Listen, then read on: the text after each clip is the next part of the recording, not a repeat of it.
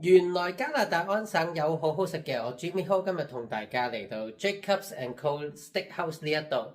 Jacobs and Co 呢一間餐廳咧，係被譽為係多倫多可以食得到最靚嘅牛扒嘅高級餐廳。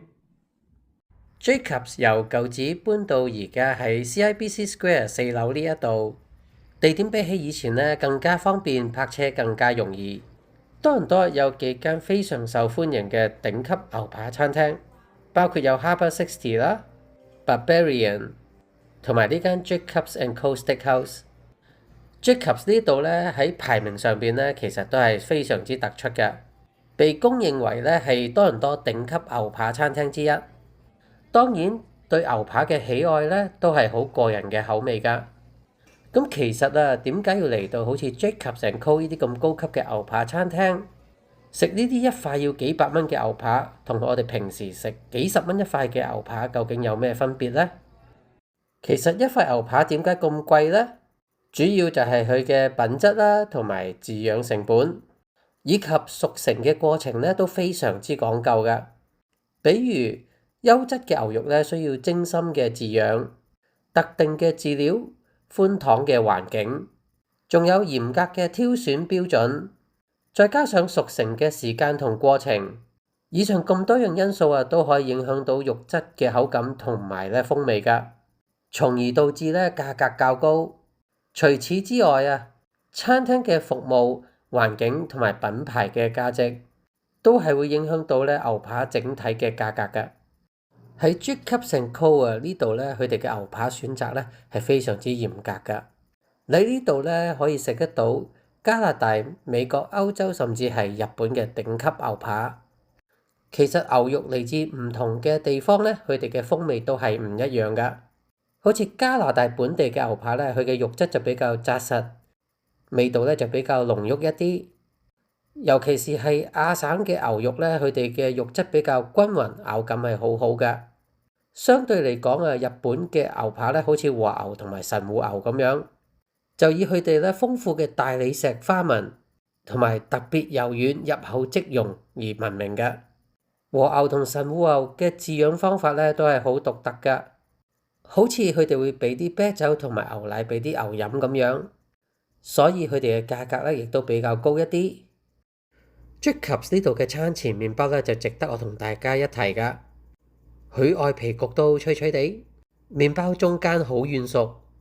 再搽少少有黑松露味道嘅牛油。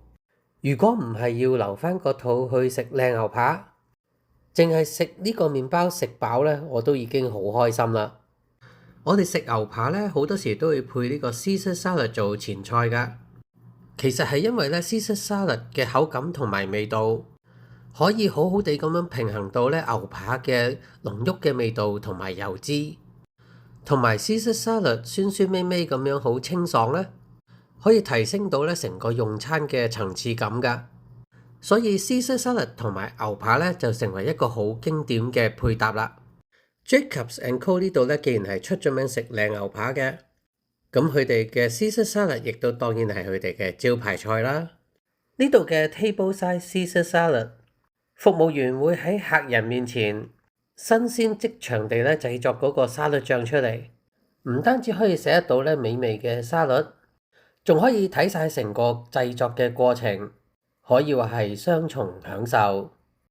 Caesar salad 嘅沙律醬咧製作材料包括有橄欖油啦、雞蛋黃、大蒜、Dijon mustard、喼汁、檸檬汁同埋黑椒，當然唔少得嘅就係佢嘅靈魂 anchovies 啦。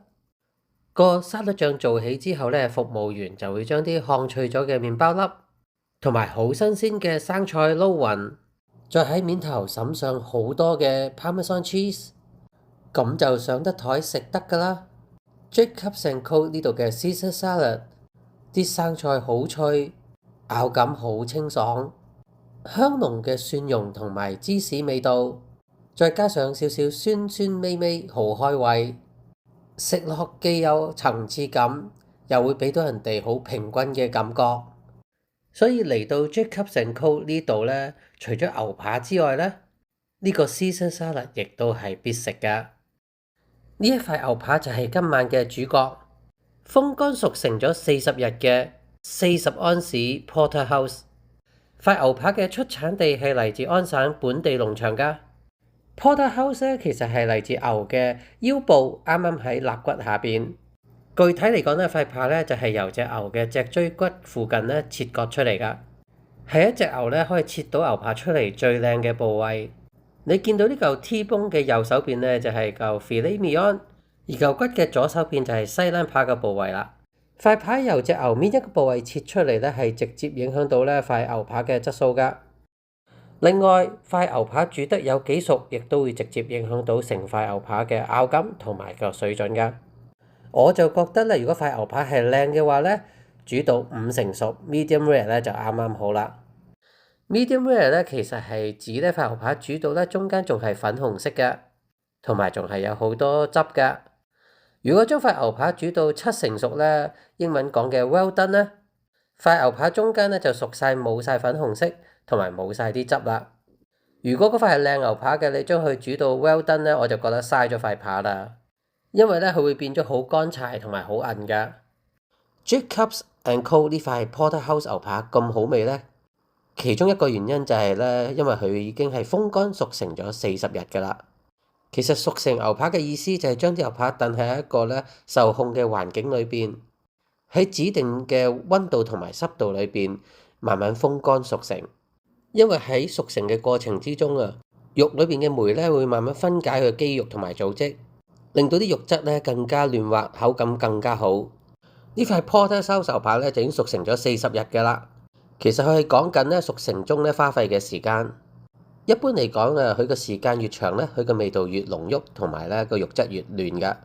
唔同嘅熟成時間會令到塊牛扒有唔同嘅口感。時間短一啲咧，塊牛扒會鮮嫩一啲；熟成嘅時間耐一啲咧，佢嘅味道會濃郁一啲，或者會咧令塊牛扒帶出一啲咧有堅果啊或者係奶油咁嘅味道。其實一塊牛扒熟成之後啊，隨住佢肉裏邊嘅水分蒸發咗咧，塊扒嘅重量咧其實可能都係得返一半嘅啫。所以呢一塊40安士嘅 Porterhouse 咧，我哋係講緊熟成之後煮之前嘅重量，即係話塊扒咧要差唔多有80安士，熟成之後咧先至有而家嘅40安士咁大塊㗎。Starting chewy sauce is a blend of both sides chili, paprika, parsley. The middle one is Japanese style ponzu sauce. It's a mixture of soya, citrus, and ginger. And this is sea salt infused with activated charcoal from Spain. Jacobs and Co 呢一度咧，雖然佢係有啲唔同味道嘅醬油同埋海鹽俾我哋食牛扒嘅時候點嚟食，但係其實佢塊扒本身咧就係用鹽同埋胡椒粉咧已經醃得好好味㗎啦，唔需要啲額外嘅調味嘅。但係其實我個人認為咧，食一塊靚嘅扒，你想食佢原本嘅味道，就唔需要落咁多咧額外嘅調味嘅。咁好味塊牛扒，請原諒我冇儀態啦，食到咧落手連骨都攆埋。食完塊40安士嘅牛扒咧之後已經好飽啦，但係咧餐後咧仲有呢個朱古力蛋糕送㗎，留翻第二朝做早餐都唔錯㗎。今晚嘅飯後感咧就係。咁其實如果你想食靚嘅牛扒咧，Jacobs and Co Steakhouse 呢度咧係一個好好嘅選擇嚟㗎。咁你俾得起咁嘅價錢咧，咁你都希望咧食嘅牛扒係真係靚嘅牛扒。咁嚟呢度咧，你食嘅牛扒咧係一定有品質嘅保證嘅。咁仲有就係佢除咗牛扒之後咧，其實佢呢度嘅海鮮啊同埋魚咧都唔差㗎。不過咧，如果我係離開 Jacobs 呢一度咧，俾得咁嘅錢咧，咁我諗都會食翻佢哋即係佢哋嘅signature 啦，佢哋嘅出名嘅牛扒啦。咁同埋佢哋嘅服務咧都 OK 㗎，都唔錯嘅，係啊，都好殷勤嘅，好 friendly 嘅啲服務員。價錢就係一分錢一分貨啦，咁就唔會係平，但係就係嗰個即係物有所值啦，食到嗰個牛扒。咁就如果你問我咧，咁我就覺得係一個，如果你真係好中意食牛扒嘅咧，咁呢個咧係一個好好嘅一間餐廳嚟選擇嘅而家。